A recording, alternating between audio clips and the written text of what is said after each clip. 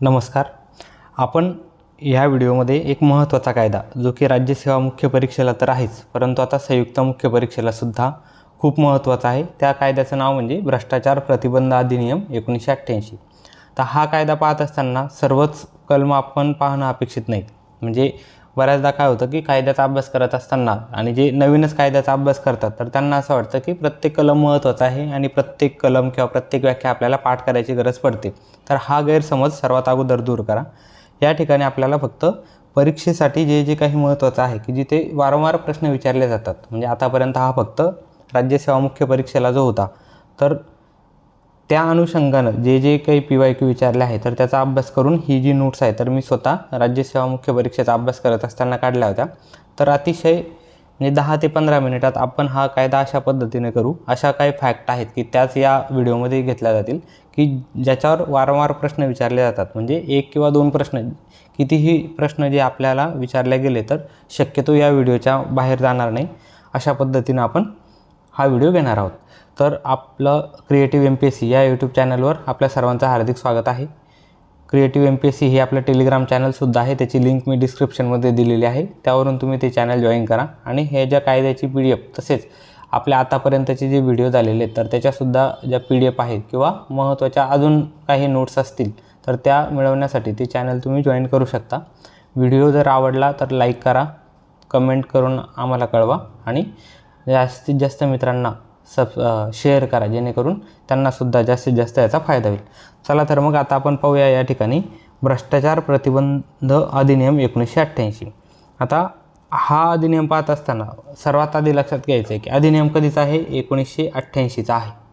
मग याची अंमलबजावणी, पहिला प्रश्न या ठिकाणी विचारला जाईल की अंमलबजावणी कधी करण्यात आली? तर 9 सप्टेंबर. आयोगाने बऱ्याचदा या तारखेवर प्रश्न विचारला, म्हणजे कोणत्याही परीक्षेला पहिला प्रश्न या ठिकाणीच विचारला जाऊ शकतो की 9 सप्टेंबर 1988. म्हणजे अंमलबजावणी कधी झाली तर ही तारीख आपल्याला लक्षात ठेवायची आहे.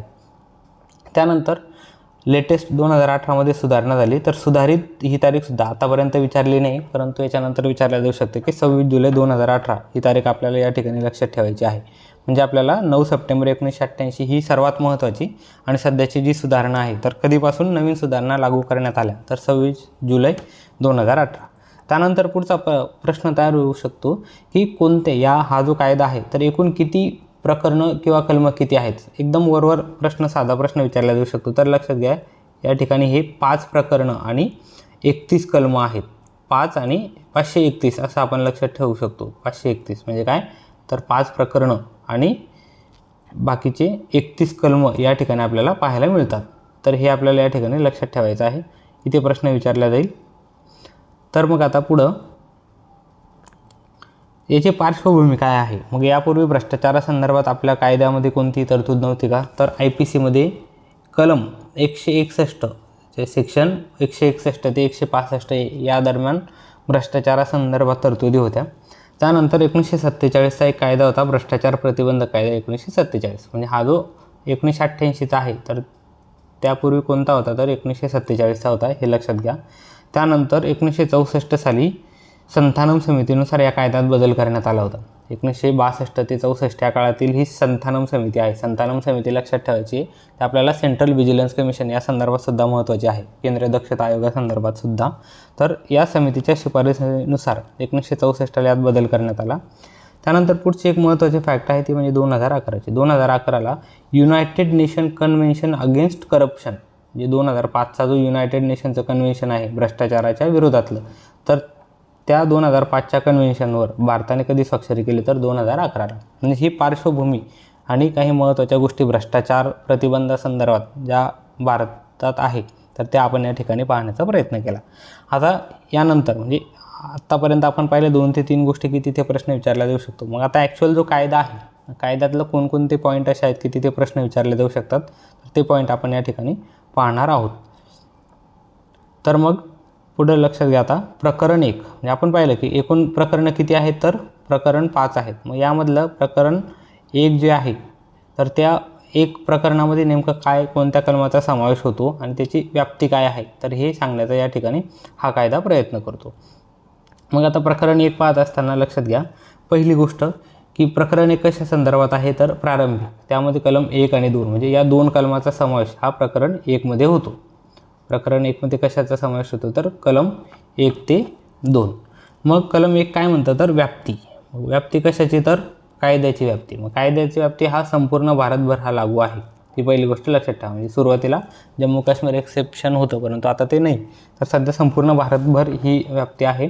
तसेच दुसरी गोष्ट, इथे व्याप्तीवर सुद्धा प्रश्न विचारला गेला तर दुसऱ्या गोष्टीवर आपण कन्फ्युजन होऊ शकतो. तर लक्षात घ्या की भारताबाहेरील सर्व भारतीय नागरिकांना सुद्धा हा कायदा लागू होतो. म्हणजे भारताबाहेर जरी असले तरी भारतातील सर्व नागरिकांना, नागरिकत्व जर भारतात असेल आणि ते भारताबाहेर राहत असेल तर त्यांनासुद्धा हा कायदा लागू होतो. ही गोष्ट लक्षात ठेवणं गरजेची आहे. इथे प्रश्न विचारले जाईल. कलम 1 आपण या ठिकाणी पाहिलं. आता पुढचं आहे कलम 2 तर व्याख्या. व्याख्यासुद्धा सगळ्याच गोष्टी आपल्याला पाठ करायच्या आहे का नाही, किंवा व्याख्या पूर्ण लाईन टू लाईन पाठ करायची गरज नाही. तर कोणता शब्दाचा अर्थ नेमका काय होतो, व्याख्या म्हणजे काय तर कोणता शब्दाचा अर्थ काय होतो तर तेवढा फक्त आपल्याला लक्षात घ्यायचा आहे. मग या कायद्यामध्ये निवडणूक हा शब्द वापरला गेलेला आहे. मग निवडणूक काय तर म्हणजे कोणती निवडणूक तर पहिलं संसद, त्यानंतर स्टेट लेजिस्लेटिव्ह असेंब्ली म्हणजे विधानसभा आपली, त्यानंतर लोकल बॉडीज म्हणजे स्थानिक स्वराज्य संस्था आणि इतर सार्वजनिक प्राधिकरण यांच्या निवडणुका म्हणजेच निवडणूक, असं लक्षात घ्या. पुढचा आहे सार्वजनिक कर्तव्य, बी मध्ये सांगितलेलं आहे. पुढचा प्रश्न असाही विचारला जाऊ शकतो की निवडणूक या शब्दाची व्याख्या कुठं सांगितली तर 2A मध्ये. त्यानंतर आता सार्वजनिक कर्तव्य याची व्याख्या विचारल्या जाणार नाही, परंतु कलम विचारला जाईल. तर कलम काय तर पब्लिक ड्युटी काय तर 2B मध्ये पब्लिक ड्युटीचा संबंध येतो. मग 2B लक्षात ठेवायचं आहे, पब्लिक ड्युटी. तिसरं लोकसेवक. आता लोकसेवक बऱ्याच कायद्यात लोकसेवक हा शब्द सर्रासपणे वापरला जातो. मग हे सुद्धा लक्षात ठेवायचं आपल्याला 2C काय आहे तर लोकसेवक आहे. मग लोकसेवकामध्ये कशा कशाचा समावेश होतो या असा प्रश्न विचारला जाऊ शकतो पुढे. तर आधी लक्षात ठेवलं आपण 2C लोकसेवक. त्यानंतर विशेष न्यायाधीश याचा समावेशसुद्धा लोकसेवकात होतो. तसेच सहकारी सोसायटीचे अध्यक्ष, सचिव आणि इतर पदाधिकारी हे आपल्याला या ठिकाणी लक्षात ठेवायचं. काय तर सहकारी सोसायटीचे अध्यक्ष, सचिव आणि इतर पदाधिकाऱ्यांचा समावेश हा होतो, परंतु सभासदाचा म्हणजे जे सहकारी सोसायट्यांचे सभासद आहे तर त्यांचा समावेश हा लोकसेवका अंतर्गत होत नाही. आणि आपल्याला विचारलं जर लोकसेवकात कशा कशा समावेश होतो हे विचारलं तर आपल्याला हे देतील की सभासद, तर या सभासदांचा समावेश होत नाही हे लक्षात ठेवायचं आहे. म्हणजे आपण 2C पाहिलं. त्यानंतर 2D काय आहे तर अनड्यू ॲडव्हान्टेज म्हणजे अनुचित फायदा. आपल्याला पुढं एक कलम पाहायचं आहे अनुचित फायद्यासंदर्भात, म्हणजे कुठल्याही गैरमार्गाने घेतलेला फायदा. तर त्या संदर्भात कोणतं कलम आहे तर 2D आहे हे लक्षात ठेवायचं आहे. इथे सुद्धा प्रश्न विचारला जाऊ शकतो. म्हणजे A मध्ये आपण पाहिलं निवडणूक, B मध्ये सार्वजनिक कर्तव्य, C मध्ये लोकसेवक आणि D मध्ये अनड्यू ॲडव्हान्टेज एवढं आपण पाहिलं. त्यानंतर आता अशा प्रकारे प्रकरण 1 आपण पाहिलं, त्यात 1 ते 2 म्हणजे व्याप्ती आणि व्याख्या यांचा संबंध येतो. आता पुढचं आहे पुढच्या 2 महत्त्वाच्या गोष्टी की पहिलं म्हणजे प्रकरण. आता प्रकरण 2 जे आहे तर हे कशा संदर्भात आहे तर विशेष न्यायाधीशांची नियुक्ती. म्हणजे हे प्रकरण सुद्धा लक्षात ठेवायचं आहे. प्रकरण 2 कशा संदर्भात आहे विशेष न्यायाधीशांची नियुक्ती. मग कलम 3 ते 6चा यात समावेश होतो. कलम नाही लक्षात ठेवलं तर चालेल, परंतु प्रकरण 2 हे कशा संदर्भात आहे तर विशेष न्यायाधीशांच्या नियुक्ती संदर्भात आहे हे लक्षात ठेवणं गरजेचं आहे. त्यानंतर पुढचं की आता कलम 3 मध्ये काय तर विशेष न्यायाधीशांना नेमणुकीचा अधिकार. आता लक्षात घ्या नेमणुकीचा अधिकार कोणाकोणाला आहे तर सेंट्रल तसेच स्टेट गव्हर्नमेंट म्हणजे दोन्ही शासनाला हा विशेष न्यायाधीश ते नियुक्त करू शकतात. मग विशेष न्यायाधीश म्हणून कोणाची नेमणूक करता येते असा प्रश्न तयार होऊ शकतो. तर कोण पात्र आहे तर सत्र न्यायाधीश, त्यानंतर अतिरिक्त सत्र न्यायाधीश आणि सहाय्यक सत्र न्यायाधीश. म्हणजे सत्र न्यायाधीश आपण जे म्हणतो म्हणजे क्रिमिनल जिल्हा स्तरावर जे आपण जिल्हा न्यायाधीश म्हणजे सिव्हिल कोर्टवाले आणि सत्र न्यायाधीश म्हणजे क्रिमिनल. तर सत्र न्यायाधीश, अतिरिक्त सत्र न्यायाधीश आणि सहाय्यक म्हणजे हे पात्र असतात की ज्यांची नेमणूक आपण विशेष न्यायाधीश म्हणून करू शकतो. ही गोष्ट सर्वात आधी लक्षात घ्यायची आहे. या पात्रतेवर सुद्धा प्रश्न विचारला जाईल. त्यानंतर चौथं केसेस ट्रायबल बाय स्पेशल जजेस. म्हणजे स्पेशल जजेस आपण पाहिलं कलम 3 मध्ये की त्यांची नेमणूक केल्यानंतर मग ते कोणकोणत्या आणि कशा प्रकारे केसेस ट्रायल त्यांची सुरू होऊ शकते.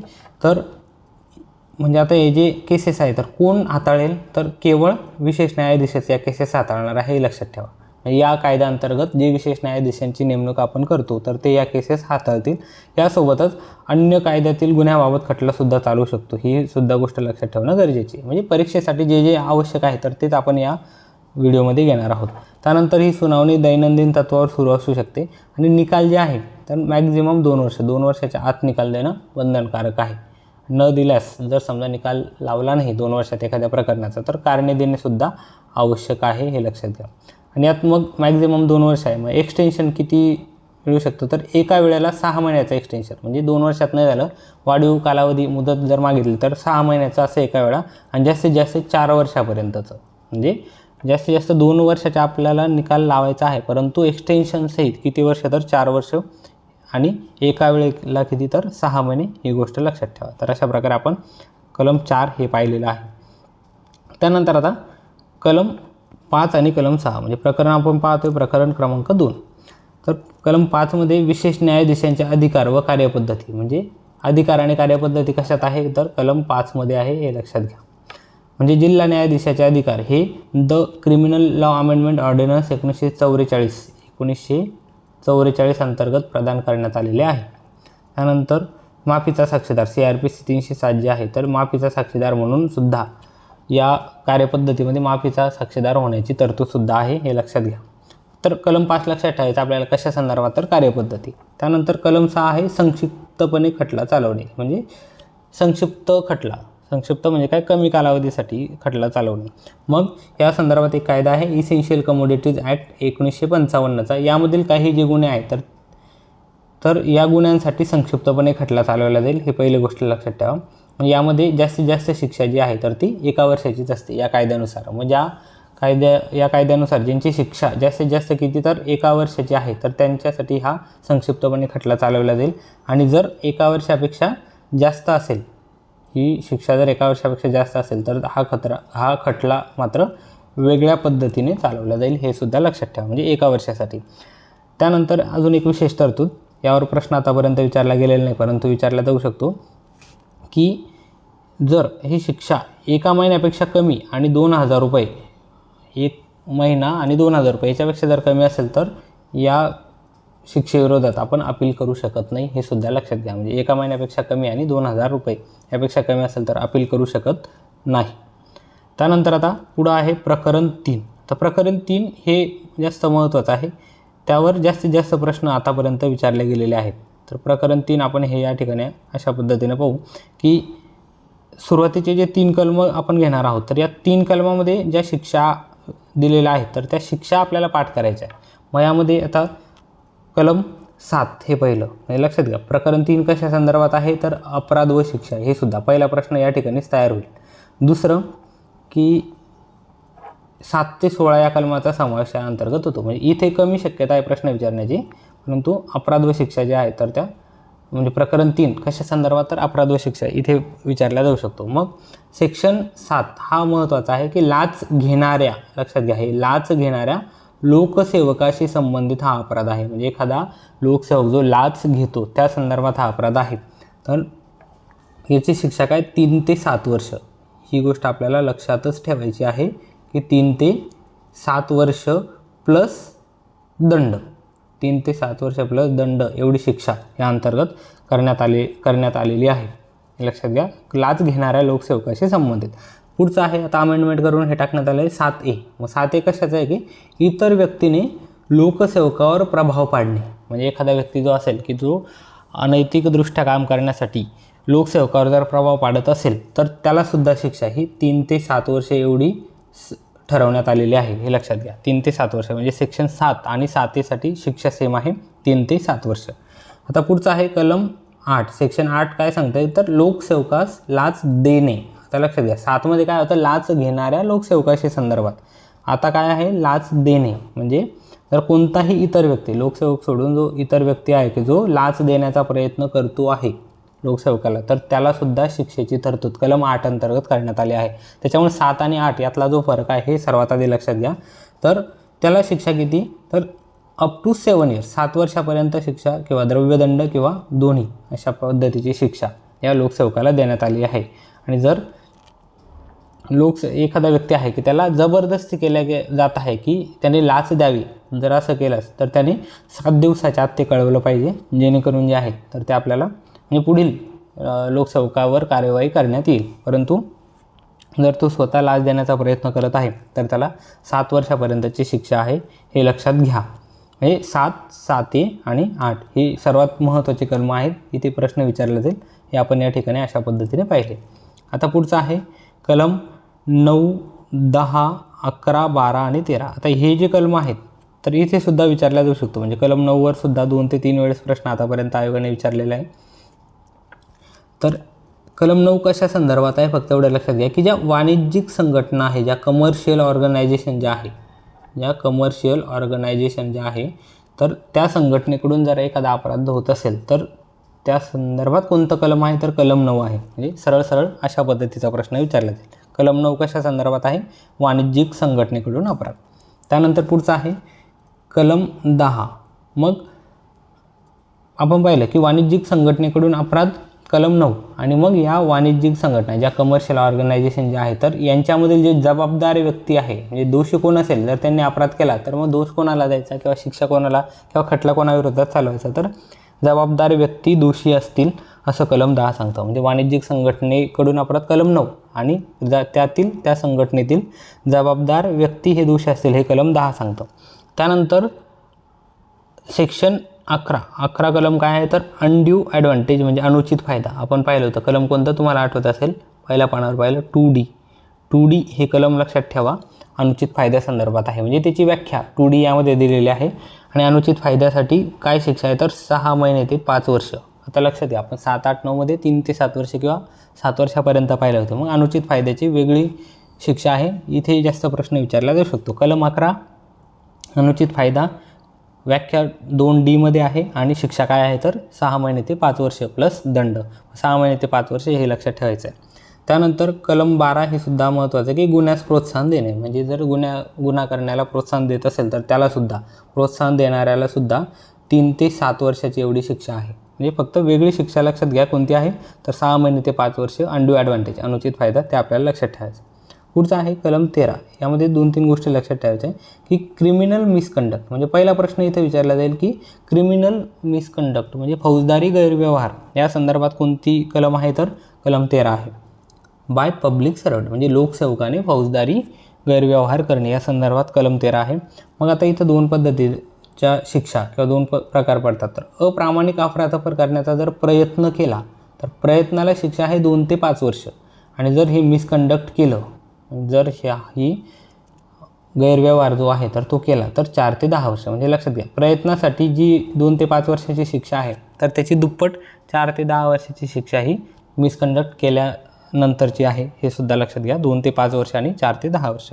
म्हणजे काय की मिसकंडक्ट करणं म्हणजे काय तर अयोग्यपणे स्वतः समृद्ध करणे. म्हणजे क्रिमिनल मिसकंडक्ट म्हणजे काय तर म्हणजे असं जर तुम्ही स्वतःला समृद्ध करत असेल आर्थिकदृष्ट्या किंवा इतर दृष्ट्या आणि त्याचा जर सोर्स आहे म्हणजे तो पैसा तुम्ही कुठून कमावला याचा जर सोर्स तुम्हाला देता आला नाही, याचा अर्थ तुम्ही अयोग्यपणे स्वतःला समृद्ध केलेला आहे, गैरमार्गाने स्वतःला समृद्ध केलं आहे, म्हणजे क्रिमिनल मिसकंडक्ट केलेला आहे. आणि याचा जो तपास आहे तर हे SP हे पोलीस आयुक्त करतील, हे लक्षात घ्या. म्हणून हे कलम 13 महत्त्वाचं आहे की त्याचा तपास जो आहे तर तो थेट पोलीस आयुक्त करतात.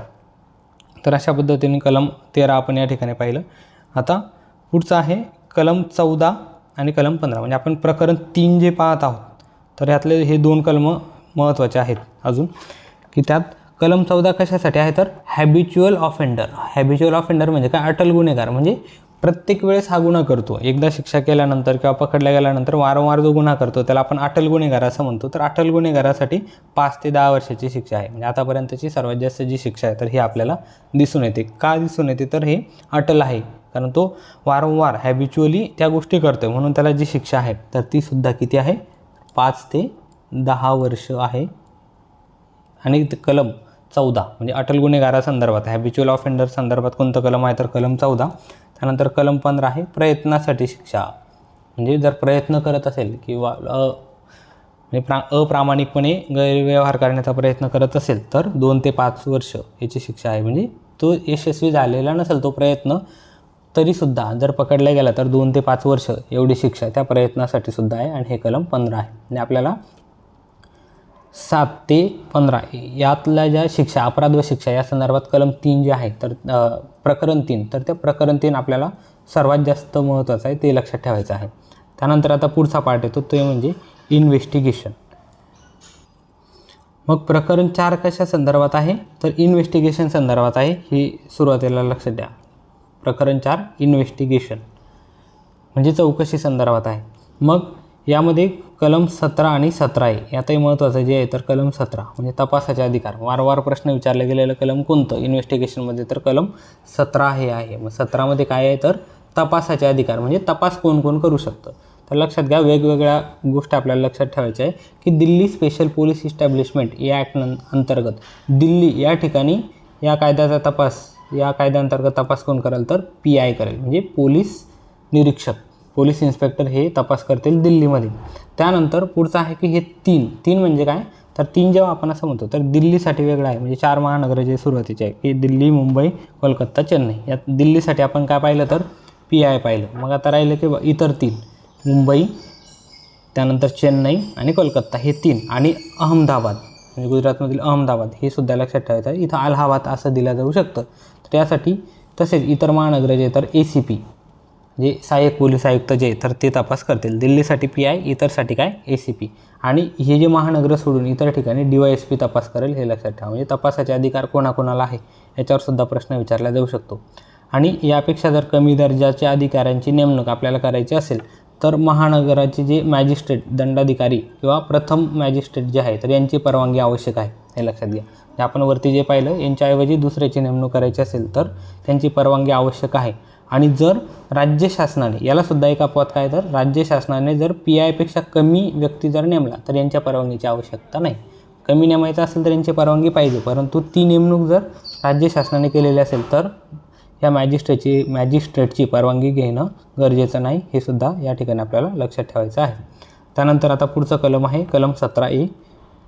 हे तितकंसं महत्त्वाचं नाही, परंतु तिथं एक गोष्ट आहे ती आपण या ठिकाणी पाहू की कार्यालयीन कामासंबंधी गुन्ह्यांचा तपास किंवा चौकशी कार्यालयीन कामासंदर्भात. म्हणजे जर कार्यालयीन कामासंदर्भात जर चौकशी करायची असेल तर पूर्वपरवानगी घेणं आवश्यक आहे. मग कोणाची तर सेंट्रल तसेच स्टेट गव्हर्नमेंट म्हणजे ज्यांचं ते कार्यालय आहे तर त्यांची परवानगी किंवा सक्षम प्राधिकरणाची परवानगी घेणं आवश्यक आहे. आणि ही पूर्वपरवानगी मागितल्यानंतर यांना जे सेंट्रल गव्हर्नमेंट, स्टेट गव्हर्नमेंट किंवा सक्षम प्राधिकारी यांना 3 महिन्यात निर्णय घेण्याचा अधिकार असतो. 3 महिन्यात ते चौकशी करायची की नाही ते सांगू शकता. परंतु यालासुद्धा एक अपवाद आहे, ते म्हणजे की जर ऑन दी स्पॉट जर अटक असेल तर त्या ठिकाणी परवानगीची गरज नाही. हा अपवाद या ठिकाणी आहे. म्हणजे 17A हे कशा संदर्भात तर पूर्वपरवानगी आहे. त्यानंतर पुढचं आहे कलम 18 बँकर्स बुक तपासणी. म्हणजे जर बँकर्स बुक जे असतात तर त्याची तपासणीसुद्धा केल्या जाऊ शकते. तर ते SP तसेच उच्च दर्जाचा जो अधिकारी आहे तर ते तपास करतील. म्हणून हे महत्त्वाचं आहे. तपास कोण करेल बँकर्स बुकची तर SP हे करेल. आणि जे बँक आहे तर ते तपासणी करत असताना बँकेने सहाय्य करणे हे बंधनकारक त्यांच्यावर असणार आहे. बँकेवर करण्यात आले की त्यांनी हे SPंना बँकर्स बुक तपासणीसाठी सहकार्य करावं. तर अशा पद्धतीने कलम 18 आपण बँकर्स बुक या संदर्भात पाहिलं.